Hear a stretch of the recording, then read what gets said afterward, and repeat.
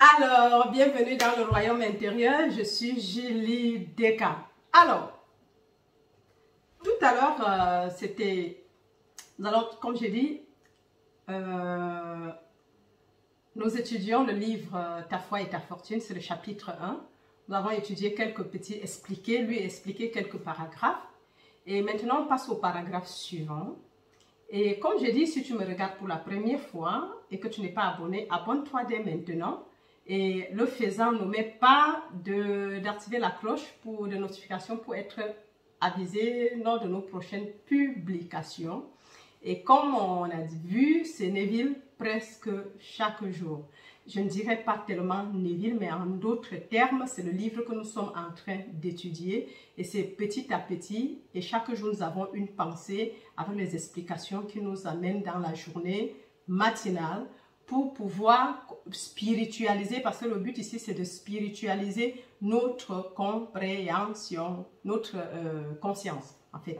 Et ça, en fait, et tout le temps, tous les jours, quelque chose, une petite explication nous permet vraiment de grandir aussi spirituellement et de comprendre ce que nous allons. Il a plein de messages et des choses vraiment qui nous permettent de transformer notre vie et d'interagir en tant que des créateurs, parce que c'est déjà soit nous créons consciemment ou inconsciemment, mais toujours est-il, nous créons notre propre réalité. Consciemment ou inconsciemment, donc ça ne ferait pas du mal de le faire d'une manière consciente. De créer d'une manière consciente notre réalité et celle des autres, bien sûr, de pouvoir, comment dire, participer, voilà, la co-création d'une manière consciente. Avec la loi, comme il dit, la règle d'or doit être toujours là. Mais plus nous revenons, nous spiritualisons notre conscience, on n'a même pas besoin, puisque l'autre, s'il y a 5 doigts, les autres sont comme les doigts de ma main. Il n'y a pas l'autre séparé de moi. Donc vraiment, l'amour doit être notre emblème sur le chemin spirituel. Le pardon. Pardonne la même personne 7 fois, 70 fois, le même jour. Et qui serait là pour t'importuner 7 fois, 70 fois le même jour? Et le lendemain, c'est une nouvelle journée. Donc, tu ne vas pas dire, j'ai trop de... Qu'est-ce qu'il veut? Non, c'est ça. Et c'est pour ça que ces messages sont expliqués pour que nous puissions comprendre ce qui nous attend. Et qu'on puisse aussi grandir spirituellement et pouvoir aussi expliquer aux autres. C'est ça le but en fait. Voilà. Alors, ce paragraphe encore, c'est juste une phrase. Une seule phrase, pas deux. Alors, qu'est-ce que ça dit? Je suis, qui est le nom de Dieu pour l'éternité, qui est aussi égal à mon je suis, qui est aussi égal à ton je suis qui m'écoute et qui me regarde.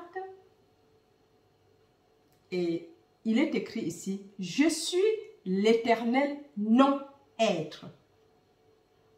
Et le non-être veut dire tout simplement la conscience, comment dire, inconditionnelle de l'être. Je suis l'éternel, c'est-à-dire que d'éternité en éternité, je suis. Avant qu'Abraham ne soit, je fus, je suis. Avant tout ce qui existe, je suis. Et après tout, je suis. Donc le je suis ne change jamais. Je suis. Et quand je parle de moi, je suis. Quand tu parles de toi, je suis. Au présent de l'indicatif, tu ne vas pas dire Julie Deka. Non, tu dis je suis. C'est ça l'éternel. Je suis l'éternel non-être. En fait, ça c'est la conscience de l'être inconditionnel. Et il continue, contenant dans mon moi sans forme, inconditionnel, informe, le néant, la capacité d'être toute chose. Waouh!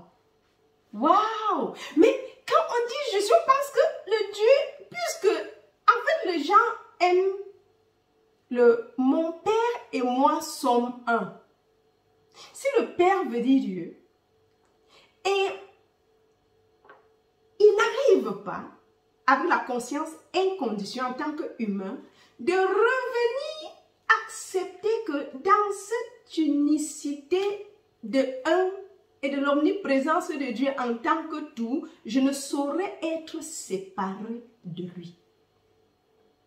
Et les hommes qui ont été créés ont eu cet avantage d'être créés à la ressemblance, à l'image de Dieu.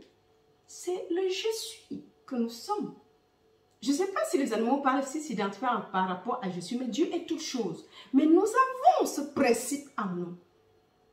Je suis. L'éternel non-être qui contient dans cet état, qui contient dans son moi. Donc moi, dans mon moi, le soi, sans forme, je contiens la capacité d'être toute chose. Parce que ça, c'est important parce que, vous voyez, ta foi est ta fortune. Et nous sommes encore, et le premier chapitre, vous voyez que c'est juste des petits paragraphes. C'est pas long, mais qui sont très, très profonds. Nous devons comprendre ce que cela signifie. Et pour vraiment, et les choses, je crois que la manifestation doit être en fait automatique. Parce que si je sais que je possède d'abord le je suis éternel sans forme, qui contient dans ma forme, mon moi, je reprends, tel qu'il a écrit, bien sûr. Je suis l'éternel non-être, pardon, non-être. Je suis éternel non-être, c'est de la forme inconditionnelle. Contenant dans mon moi sans forme, parce que je ne regardais pas ce qu'on voit. Donc nous allons comprendre que l'invisible, qui est ce que nous nommons Dieu, se manifeste en tant que Julie Descartes, avec cette forme visible, qui n'est que pure énergie, en fait, puisqu'en quelque sorte, il n'y a que... C'est pour ça que les chimistes ont la peine de croire en Dieu. Parce qu'ils disent que tout est énergie, oui. Mais qui s'est concentré en tant que cette forme, et qui après se dissipe, la forme se dissipe, mais le non-être demeure toujours, devient autre chose. Une fois, j'ai pris l'exemple de l'eau, qui, de liquide, peut devenir gazeuse. Non, de liquide peut devenir solide, en même temps gazeuse.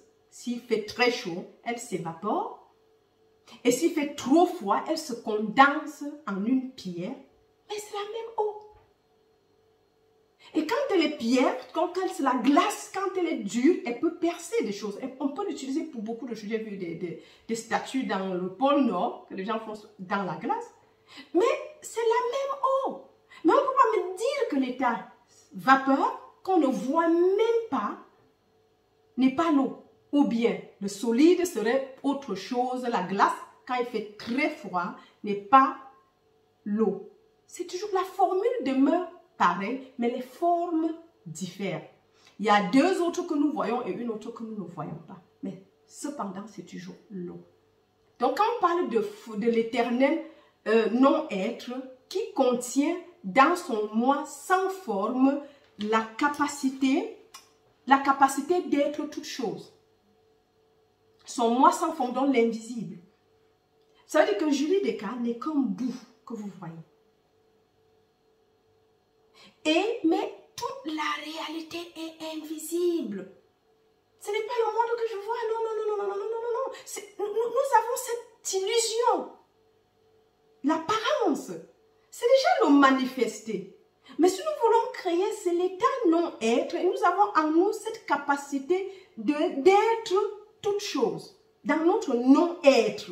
Ce n'est pas Dieu éloigné.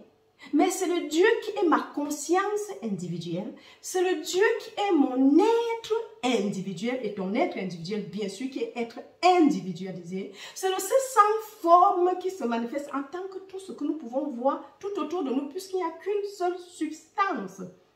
La conscience est la source même, l'essence est l'unique substance de tout ce que nous pouvons voir. Et Dieu égale conscience, égale à Christ, égale à je suis, ton je suis et le mot je suis. C'est important. Et c'est ça notre cours d'aujourd'hui, pour qu'on ne soit pas vraiment abordé. Et faisons des réflexions par rapport à ces phrases. Le message est déjà publié. Le livre est fini. Et en même temps que nous avons le chapitre 1, le chapitre 1 à 3 sont ensemble. Je crois que c'est 1 jusqu'à 4. Après, nous venons le chapitre 5. Donc, mais le livre est complet. Écoutez et réécoutez. Interagissons avec le message. Parce que ça nous aiderait d'avancer et d'asseoir les bases de la spiritualité. Je suis du côté spirituel et même de l'absolu. Parce qu'il n'y a rien de plus beau que d'être dans la joie, la paix inouïe. En fait, quand on commence à comprendre, les peurs disparaissent. On a peur de rien, puisque Dieu est tout. La grande peur, c'est le manque, c'est la famine, c'est les maux, la maladie dehors, tout ce qui se passe. Mais quand tu sais qui tu es,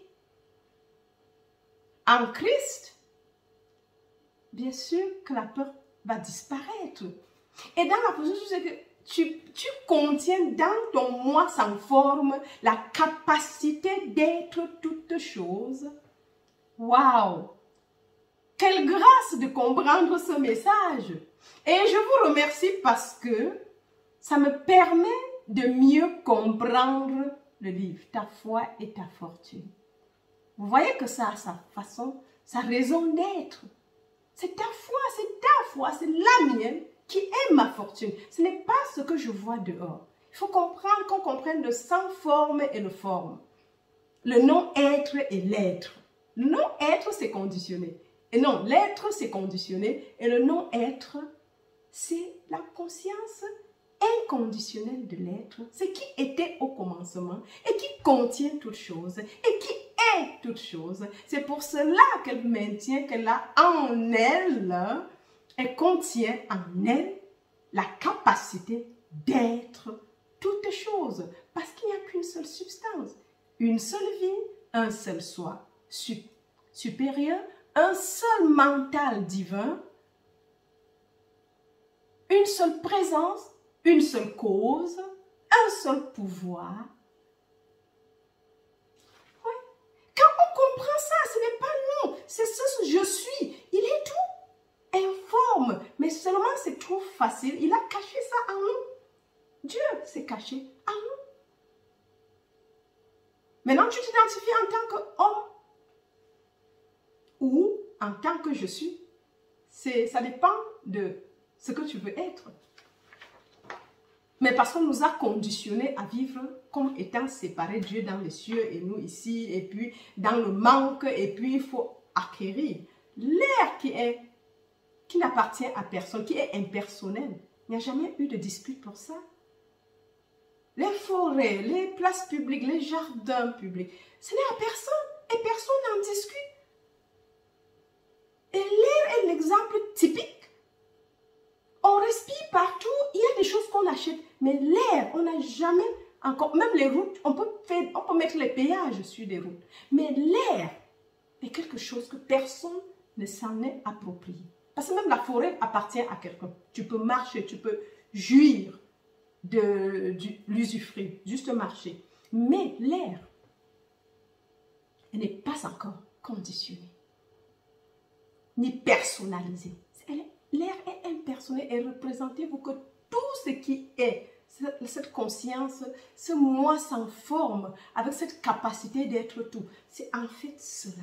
Tout existe déjà sous forme invisible.